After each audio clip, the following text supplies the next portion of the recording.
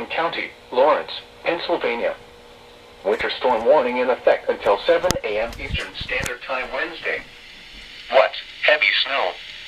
Additional snow accumulations of 2 to 4 inches. Where? Portions of northwest, southwest, and western Pennsylvania. When? Until 7 a.m. Eastern Standard Time Wednesday.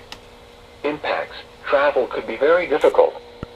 The hazardous conditions could impact the morning and evening commute. If you must travel, keep an extra flashlight, food, and water in your vehicle in case of an emergency. Please report snow or ice by calling 412-262-1988, posting to the National Weather Service Pittsburgh Facebook page, or using Twitter at NWS Pittsburgh. The Pennsylvania Department of Transportation and Pennsylvania Turnpike Commission strongly encourage motorists to heed all travel restrictions and delay unnecessary travel. Visit www.511pa.com for the latest travel, roadway, and traffic conditions.